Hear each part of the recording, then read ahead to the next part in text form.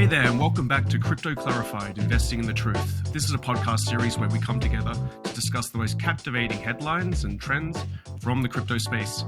My name is Benjamin Dean. I'm director in WisdomTree's digital assets team. And today I'm joined by and have the pleasure of welcoming Pierre Debru, who's head of quantitative research and multi-asset solutions Europe. It's a mouthful at WisdomTree. And Blake Heimann, senior associate quantitative research also at WisdomTree in Europe. Less of a mouthful there. Social media shout outs. Anyone who wants to find me on the Bird app, you can find me at Benjamin Dean. If you are in the United States, join the waitlist for WisdomTree Prime, wisdomtreeprime.com. You won't be disappointed. It's been a busy January for the digital asset space, but today we're not going to sit there and talk about prices. We're going to talk about something a little bit more obscure and intricate. We're going to talk about crypto indexing. We're going to kick off with a brief explanation about what indexing is in financial services. We're going to talk a little bit about how and why crypto indexing has become possible in recent years. We're going to discuss in a little bit of detail what makes crypto indexing a bit tricky compared to indexing in spaces like equities. And then finally, we're going to close out the episode looking to the future, as always, trying to be as optimistic as possible, thinking about the opportunities that might lie in the crypto indexing space. Before I get into the discussion with Pierre and Blake, I have to give the shout outs to James and Sam in compliance.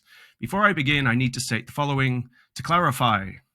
The views and opinions expressed in this podcast are those of WisdomTree and are subject to change. Anything we present in this podcast is not intended to be relied upon as a forecast, research, nor as investment or tax advice.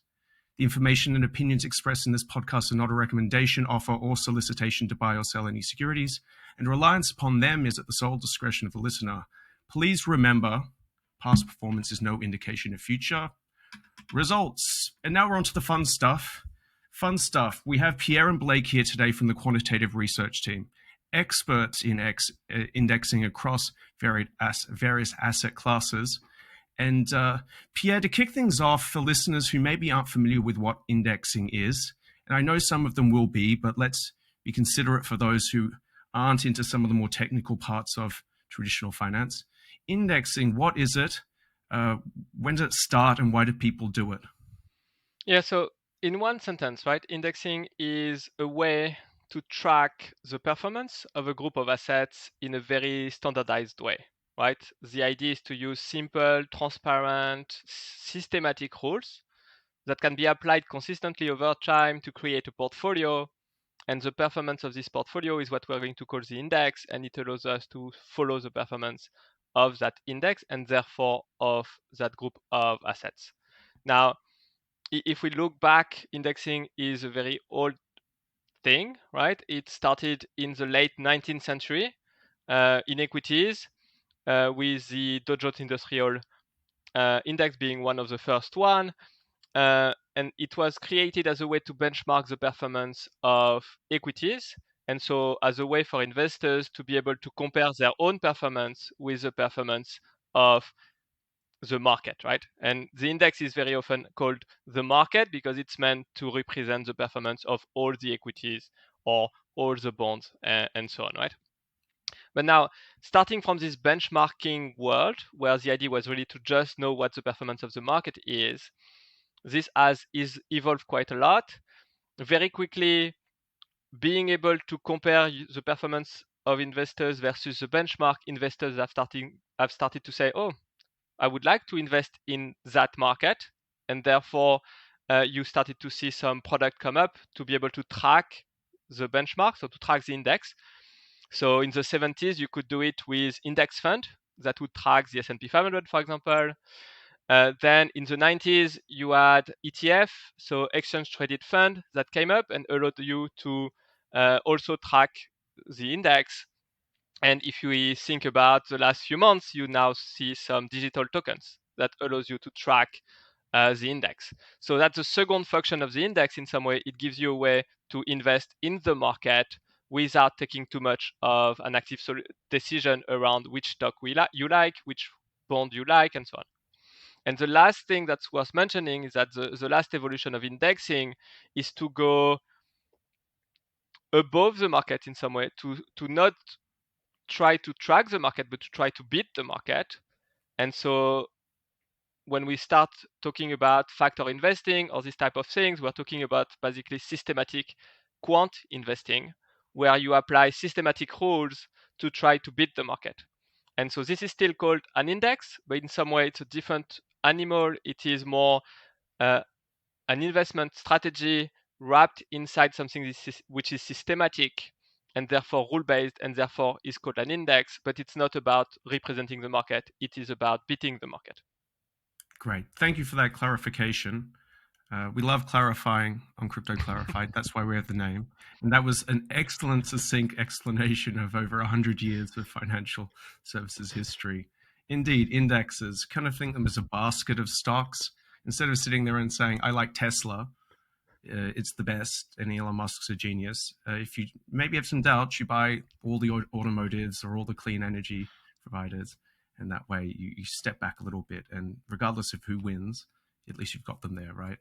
Rules-based, exactly. very stringent, passive in some ways.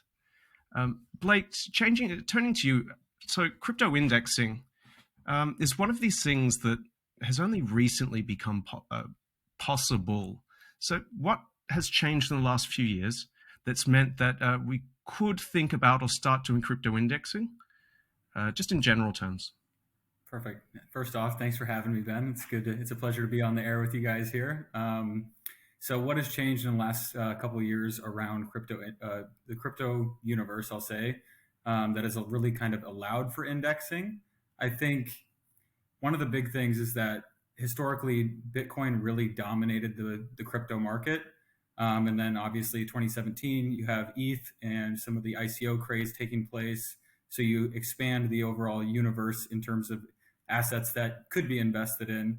So I would say that's really a key thing, is that now there's actually multiple investable assets out there that are worth tracking. And then, there's a lot of questions and a lot of other pieces that are involved there around, like, okay, so say there's now, if the Bitcoin dominance now has dropped down to roughly 40% of the total market, and then if Ethereum's 30%, if I'm just ballparking numbers here, there's still 30% that, is allocated across a wide array of other assets that, may or may not be well tracked in terms of data. Sure, you have the accessibility of on-chain data to determine, for example, if you're going to do a market cap weighted type of index, as just like very much like an S&P 500 of crypto, you need to have that type of accurate pricing data, accurate supply data to make sure you can calculate a true market cap. And just thinking about those questions there, you want to make sure, especially in an unregulated type of space, that the pricing you're using is not coming from any type of wash trading or any other type of activity that wouldn't be deemed as true volume and not necessarily giving you a fair price. So those are some of the things to think about. But over time, the key thing is that we've really gone beyond Bitcoin, and we now have data to be able to track these things that are beyond Bitcoin. Excellent. Yeah. Thank you. And if I may add, and maybe we'll do this later on, but we'll discuss the parallel between a crypto index and maybe an equity index or a bond index and what's the same, what's different. But just to give maybe a bit of a numerical notion of what's an index supposed to cover. In the equity world, you would expect a large cap index to cover probably 95% of the market cap, of the total market cap of the country or the universe we're trying to cover. If you include small cap, you would probably want to include 99% of the total market cap of the space. And so, like Blake was saying, 95% of the space 5-6 years ago, it's probably Bitcoin or Bitcoin plus one, right? But this is not the case anymore. Like when you're looking at 95%, maybe 99% right now, you're looking at 100 of coins, 100 of tokens, right? And that's where the need of indexing comes in, is because you can't just say anymore, "Ooh, I invested in coin A and it beat Bitcoin or it didn't beat Bitcoin." This is not the benchmark anymore. At the end of the day, Bitcoin was the benchmark 10 years ago, maybe 5 years ago, but now it isn't. And so the question is, what do I compare myself to? Like, I bought this coin 6 months ago. Was it a good or a bad investment decision? You don't know if you don't know what 99% of the space has done. And that's kind of what the index does. Absolutely. It's really interesting as someone who's seen this space grow over time. It used to be you just buy Bitcoin. That's all you do. And there's a lot of people out there now who are going to start cursing me on the internet because, we're opening the possibility that there are things other than Bitcoin. Each has got like a different kind of investment case and set of characteristics. We see successes that have emerged over the last 5 to 10 years, and we've seen lots of failures as well. So, like, Pierre, just to bring it back, in like succinct terms, like why would someone want to buy a crypto index, right? Surely you just go on Twitter and just say buy Bitcoin and then it goes up, right? An index, why do it? Well, first reason is really benchmarking, right? Like you think about, I always think about like the 20s, right? And equities. And at the time you would have newspapers, and at the end of the newspaper you would have 2 A4 pages of performance of stock. You would have stock A up 1%, stock B up 2%, and then people would go and stock pick. But you have no idea if you're doing well or not doing well. Crypto space now is a little bit like this. You go on an exchange, you're going to get hundreds of coins with performance, and you're like, oh, I like this one, I don't like this one. But you need a benchmark, you need what the market is doing to really be able to compare. And so that's what the benchmark gives you. And that's why in crypto, it's important to start having this S&P 500 for crypto, right? This market performance, something that represents what the market as a whole is doing. So that's benchmarking. The second thing that I think will come very soon is investing in the market. I said in equities, it's what came next. And in crypto, of course, the timeline are compressed, right? What happened in 100 years in financial market in crypto is happening in 5. And so investing into the market is going to be the next step, because you're going to want investors are going to want to have diversification, to start saying if there are multiple tokens, multiple use case, multiple sectors, right? Metaverse, NFTs, layer 1, you're going to want to start investing in a diversified way, not take a single coin risk, but take a basket risk. And that's where the index is going to come in, right? And I think you asked before what makes indexing possible in crypto. The last thing I would mention from Blake's list is liquidity, because liquidity is coming in Bitcoin has always been liquid, or has been liquid for a very long time. But like if you look at the smaller coins, they are very liquid, or they're starting to get more liquid. And that allows to go from benchmarking to investment, because benchmark doesn't need to be liquid. You can calculate price from relatively liquid assets. You want it to be a little bit liquid for the price to update, but you don't need it to be super liquid. When you move to investing, you need the liquidity to be there. And that's where the market is trending, getting more liquidity in, and that means making index investing doable. Got it. Thank you for that. Yeah, if I think back now, like it used to be you just buy Bitcoin. Your second point there around like buying the market in essence is really interesting. Like if someone had come to me 5 years ago and said, all right, I'm going to give you a crypto index. We don't know if Ethereum is going to survive. We don't know what else is going to be created in the future. I'm going to give you this thing that tracks it by some metric like market capitalization. That would have meant like the last 2 years, I would have had plenty of Ethereum, but it would also have captured some of these other layer 1 alternatives like Avalanche and Solana as they kind of went up and then retreated over the last year. So it's kind of one of those things where in retrospect, it would have been really nice to have access. But, these things don't happen overnight, right? They take time to put together professionally and carefully. And that's the topic we're going to turn to next. Now, Blake, you've talked about some of this already, particularly around data availability and quality assurance. When you think about trying to go out and do crypto indexing, what are some of like the pitfalls that people can fall into? What are some of the tricky parts in the space that we accept as one that's relatively low maturity but changing constantly? So I would say, I kind of highlighted the market cap situation with just determining, an accurate price. Obviously the other end of that calculation is the accurate circulating supply. And I specifically say circulating supply there because a significant portion of many of these tokens are locked up in different founder wallets, other types of, less liquid type of wallets. So in that sense, they're not circulating. So if we're trying to, I'll say, go back to equity world and mimic a free float market cap type of calculation, to actually give an accurate definition of what is the market, the asset trading at in terms of market cap valuation.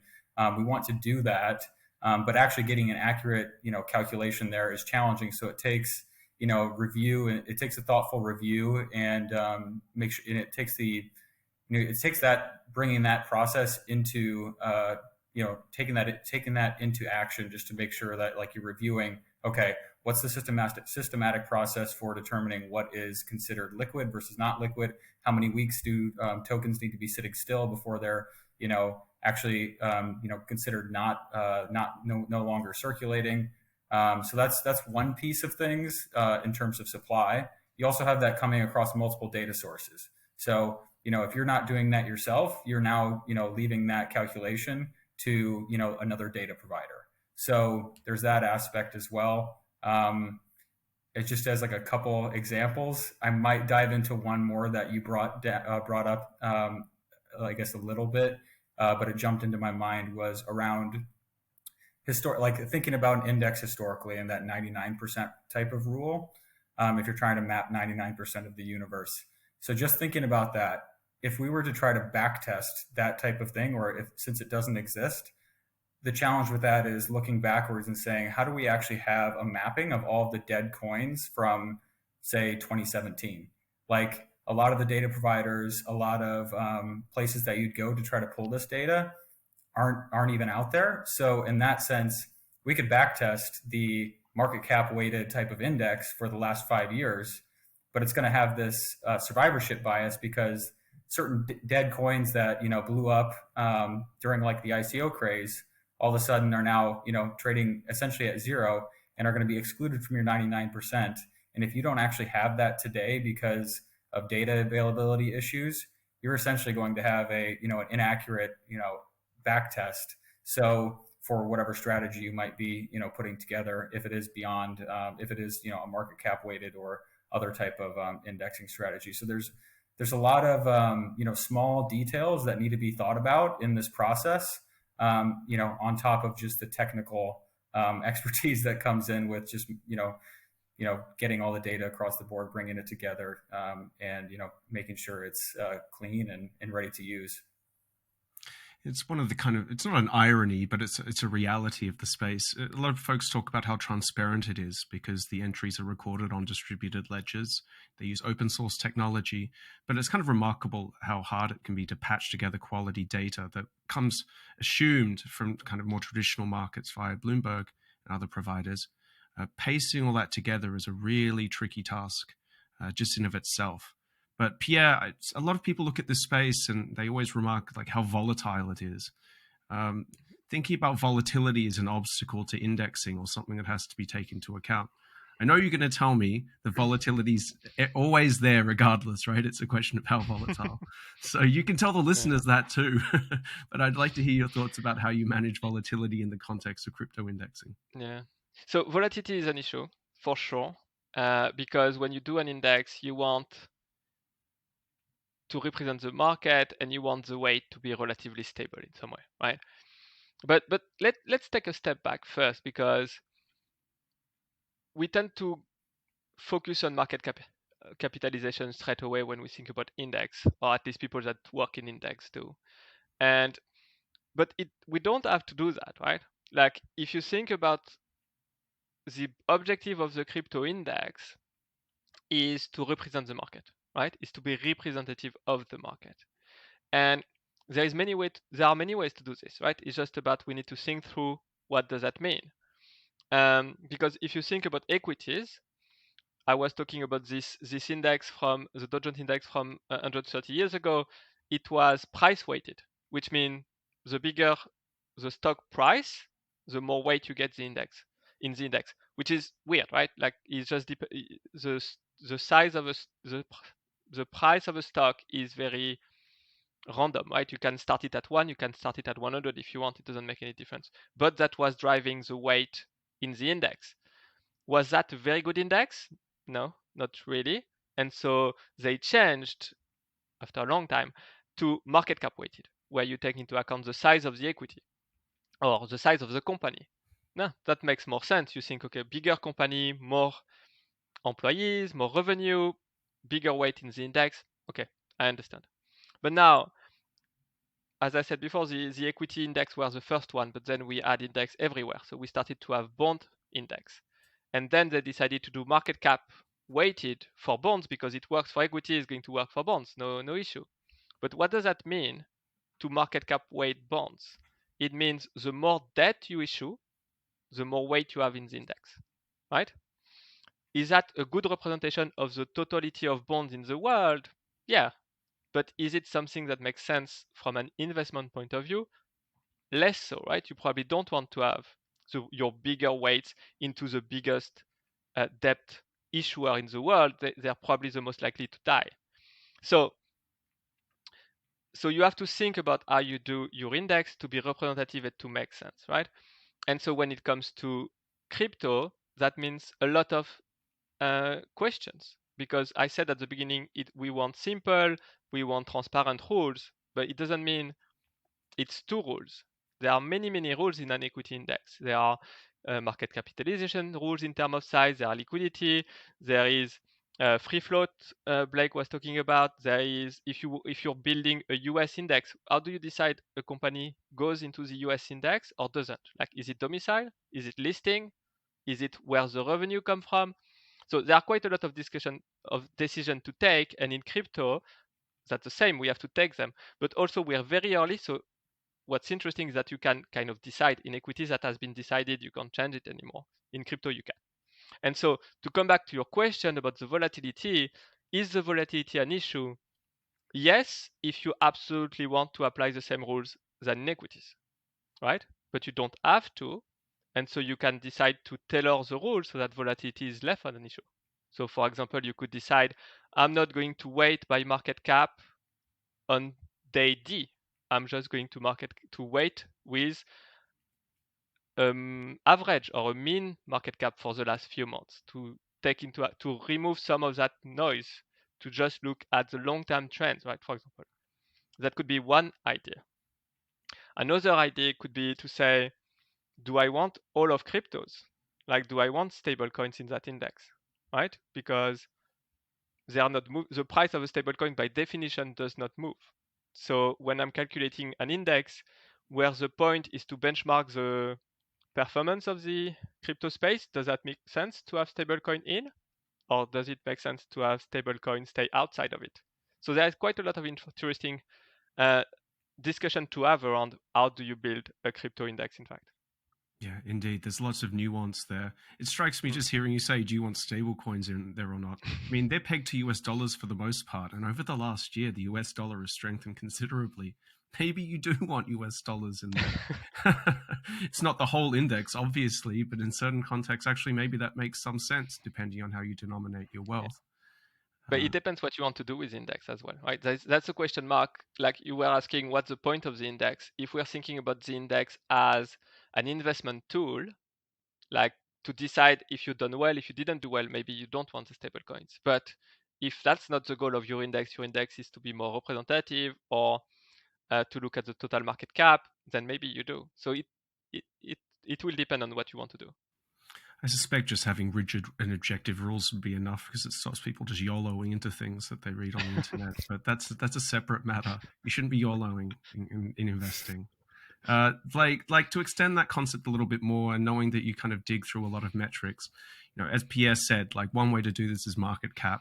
It's the way that a lot of people gravitate towards. Are there any other kind of metrics out there that you think are interesting or useful, or folks should explore when thinking about how to index the space?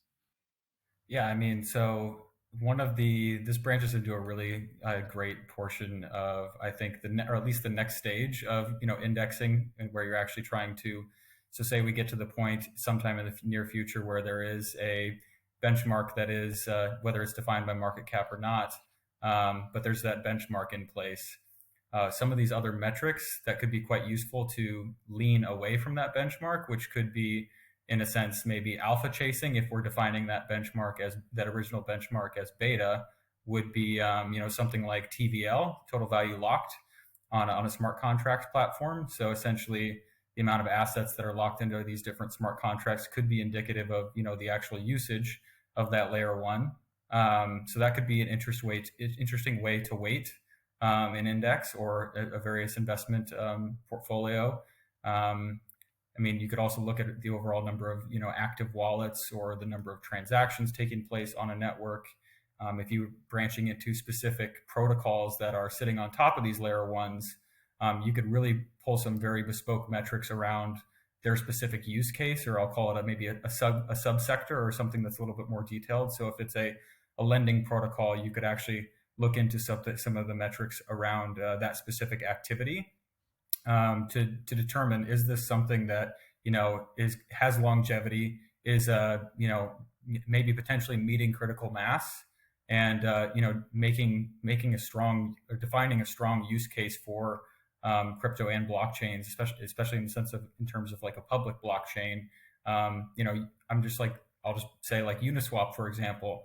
The overall volume on Uniswap as a decentralized exchange surpassed Coinbase in this last year. And I think there's various stats depending on how you slice it up. I think it was daily trading volume and whatnot in terms of US dollars. But certain metrics that are like that could drive an investment process that could be quite interesting and lead to potential outperformance versus I'll say more vanilla benchmark that is just giving you that beta type of exposure in the market. I like this discussion because what you're doing is putting a framework of how to think about and measure things in this space. Now, I read some commentators on the interwebs and they say crypto is all gambling. It's all just a crapshoot. Everybody's out there just like throwing darts blindfolded. And what we're kind of unpacking here in the context of indexing, but just thinking more broadly, like if you really sit down and think and start measuring certain things, cleaning up the data, putting into a conceptual model, you can start to see things here that either are potential opportunities, but the other one I want to think about is risks. So we've talked about a few different metrics, quantitative ones, and I know coming from quantitative research, that's the bread and butter, but there's also like kind of qualitative risks that one might think about when putting together an index. Like just thinking about the last year, watching Terra Luna blow up, and then having seen the failure of a few different projects as developers ran away, or Security and Exchange Commission proceedings are brought against folks. What are some of the, and Pierre, I'll throw this to you, and then Blake, I'll also welcome your thoughts.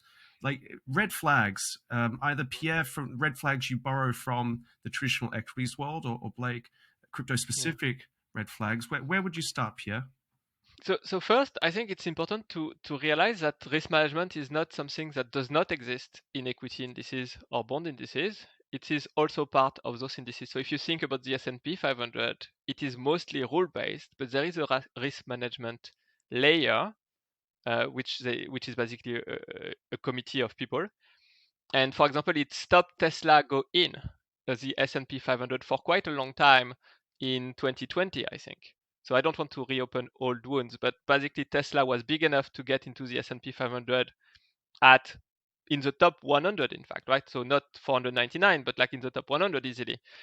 And it was growing fast, but yet the committee was saying, no, we are not comfortable with some metrics, and therefore it is not in the S&P 500. Because the committee is responsible to say the index needs to be representative of the market, but also the committee is realistic on the fact that there are trillions of dollars that are tracking the S&P 500, and so they have a fiduciary responsibility in terms of what goes in and what goes out, right? And so that exists in equities, and that's something that should exist in crypto indices as well. And so you mentioned risk management, and there is this layer where you have to be careful, and so you have to ask yourself, for example, if a token is currently under investigation by some leading regulators, being American, being other countries, should this coin sit out of the benchmark for a while until this is resolved? If you have a token that have issues in terms of money laundering or this type of things, should it sit out of the index until is it resolved, right? And here there is a balance. There is representativeness, right? Of course, if you keep some coins out, you're slightly less representative of the market, but there is also risk, right? If you put some coins that appear more risky because they have issues, then there is more likelihood that you have more volatility in your index, that your index is more volatile in terms of what's coming in, what's coming out, in terms of the weight moving more.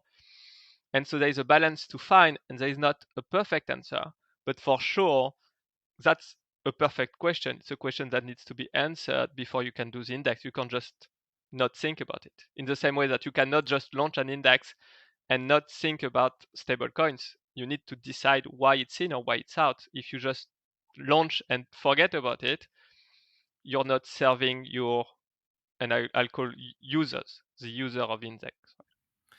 Thanks. Blake, just going back to you then, like in terms of red flags, quantitative, qualitative, new red flags that maybe you've seen, do you have any thoughts on the topic? Yeah, so I would say, something, I think the use case in terms of the qualitative type of metrics is a useful process to go down here. So obviously, if you're trying to slice up this entire universe of crypto assets, you're going to need a way to categorize each of these assets in terms of their use case. So I think for when you're thinking about things qualitatively, specifically looking at their use case and then being able to say, okay, these use cases are generally good to go. Like most of the time they involve minimal amount of, say, manual review because we've seen it before. There might be a few quantitative metrics to look at: the overall liquidity, where is it trading at, how is pricing, what's the overall level of concentration of the actual token, is 80% locked up in VC and founder wallets, and maybe if that's the case, that's something that should not necessarily be included in the index because of overall concentration risk and or potential, I'll say, just dumping of the assets on various markets. The other branching back to the qualitative space, I would say, if you start to think about like a sector or something that, or the use case that a certain token might be operating in, the first thing that comes to mind is like Tornado Cash. Like, for example, you include a privacy token like Tornado Cash, like, sure, there's arguments around the overall use case and whether, how it's used in one aspect or another. But, in a sense that OFAC came in and said that this is, essentially, this is going to be added to the naughty list, if you will. Like Pierre said, you have a fiduciary responsibility to make sure that all of your clients are not going to be subject to that risk. So anything that would be like generally considered a privacy token in terms of, overall sector may be, one of those red flags that say, hey, this automatically just shows up on a list that we have to review in detail to know that this is not something that's going to, pose an additional risk a regulatory risk in the space. So you really have to, it takes a lot of effort on the qualitative side, but I think there's also quantitative metrics that can help proxy that stuff. Each probably more specific to each of the use cases, but as we move forward, I'm sure there'll be more evolution in that space. There's a lot of good points there. I mean, part of it is, as you said, like there's these different networks can be used in different ways, and those uses change over time.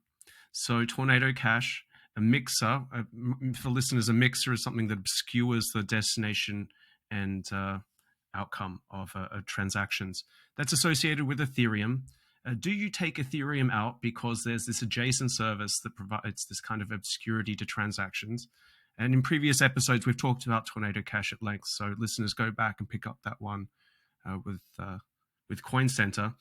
Then there's Monero and Zcash, which are kind of payment methods that build into the protocol itself, obscure the origin and or destination of the transactions.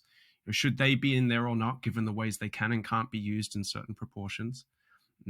All of this is changing in real time, and new risks emerge as new use cases emerge, as new technologies develop. So it's really hard to monitor the space.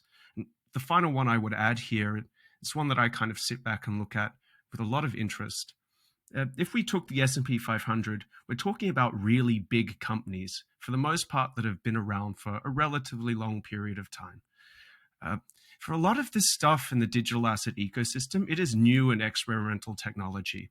It's much more like a venture capital portfolio of small companies, potentially high growth. And while they're not equities, there are these kind of different token economic incentive structures built into certain networks and tokens.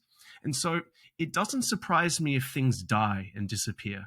Like that churn is, I think, going to be higher with what you probably see in like really micro cap companies or even pre-IPO companies. So the idea you've got indexes that have to kind of manage this entry and exit of especially very small cap projects, applications, protocols, it's just really tricky. And the rate at which some things grow and crash, like Terra Luna, the way in which things can be usurped by other platforms. I'm thinking about Curve and Convex.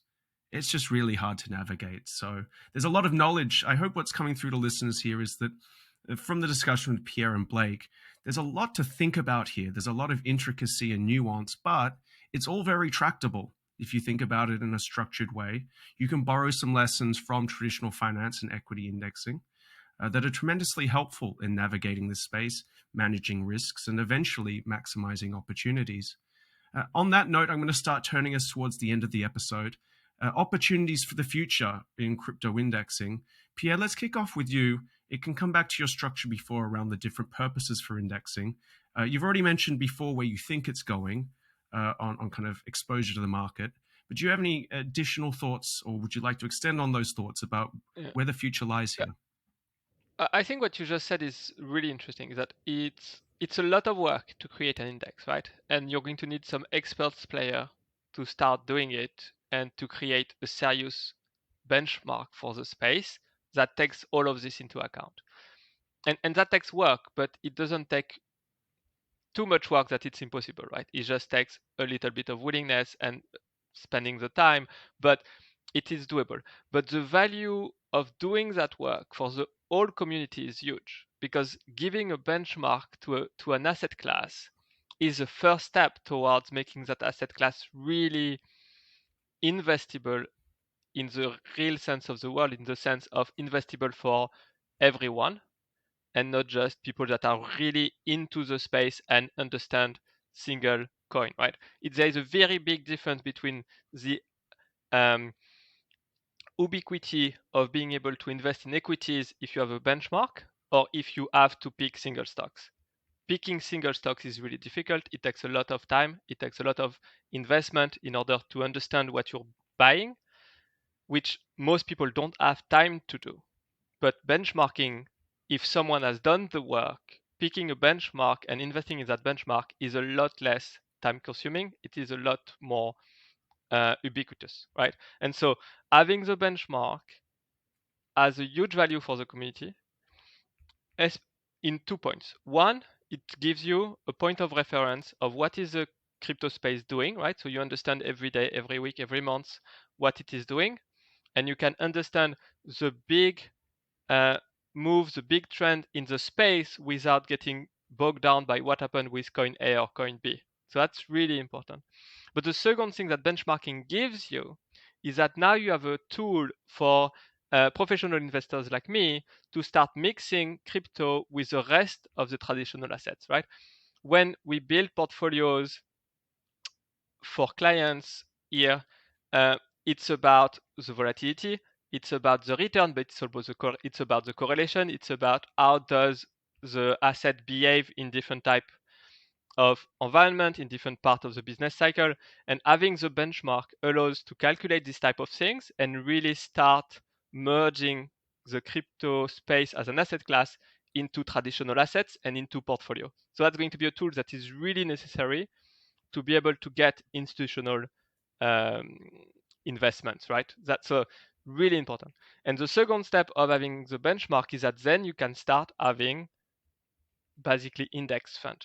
I don't know if it's an index fund, it's an index ETF, whatever the exact format of the product. But having the index makes it possible to invest into the space in its globality, right, in a way that is curated and in a way that takes away the need to really go deep into each coin before making a decision, because someone else has come up with rules that allows to capture most of the space. And so if you start to believe into crypto as 10 years, 20 years from now is going to revolution the internet, is going to revolution finance, it has a huge growth potential. I want to invest because I want to put my money for my retirement, or at least part of it, right, in something that is going to grow, because 20, 30 years from now, I want to be able to use that money for whatever. Having the index is really key because it's about the growth of the space and it is not about the growth of a specific project. Because like you said, Ben, some project will work, some project will die, but it doesn't mean that the space will die. It just means that maybe it's another coin that would be successful, right? And so it's about investing into the full space. So that's, to me, the two very, very big things that are coming very soon is the benchmarking of the space and the indexing in the sense of being able to buy the space. Now, then after that, Blake mentioned, then you can go into more quant investing based on systematic strategies, but that's probably a little bit more down the line. I don't know what you think, Blake. Yeah, I was going to just agree with you on all those points and say, yeah, it's probably a little bit further down the line. And I think, I mean, to me, that's exciting though, because once you do get the benchmark, and the institutional adoption grows, you can expand across that benchmark and across you said the index fund or the index ETF, as you might refer to it, down to even like sub indexes and something that's a little bit more of a unique exposure within the space.